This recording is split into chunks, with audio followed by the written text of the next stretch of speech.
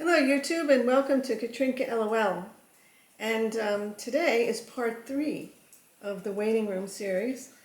And I had thought of one other experience that I had in the waiting room which I had forgotten to mention in the past 2 videos.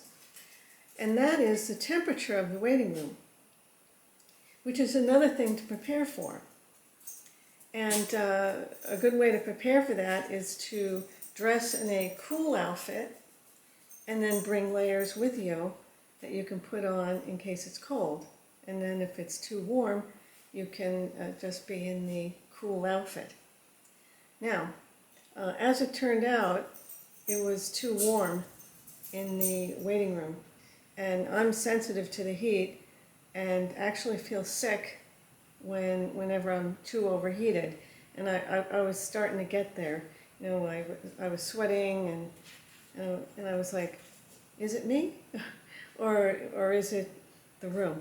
You know, because sometimes, you know, when you're older, when you're an older woman, you tend to sometimes have heat flashes and stuff, so I didn't know if that's what was going on, but I decided to check it out.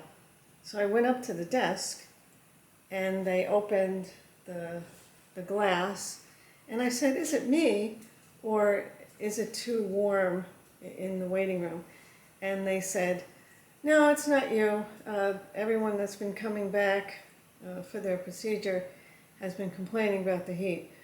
So I was like, oh, okay. And at that moment I felt the cool that was coming from the desk area.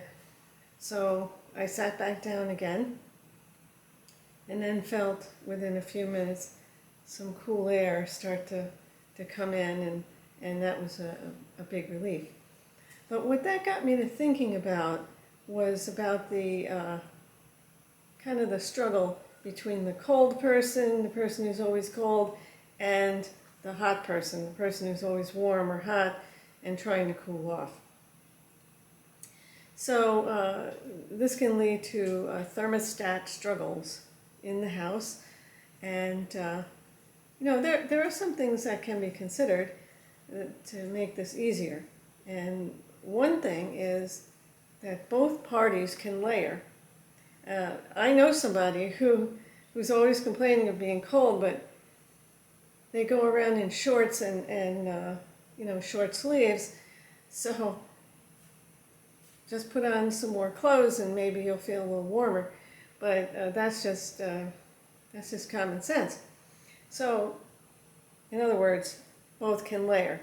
The person who's always warm can dress cool and then bring some layers to put on in case it's too cold for them, or just stay in the cool outfit if it's too warm.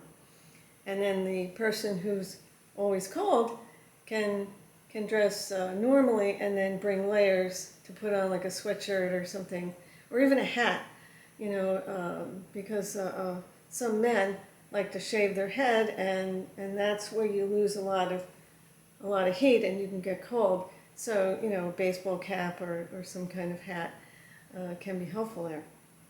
So I think this is the end of the series for the waiting room. And boy, there was a lot of stuff learned and things to talk about. So I hope you enjoyed this series. Like, subscribe, comment. Let us know if there are any other suggestions you have for any of these things, and put them in the comments below. And I appreciate all the comments so far. So we'll see you in the next video.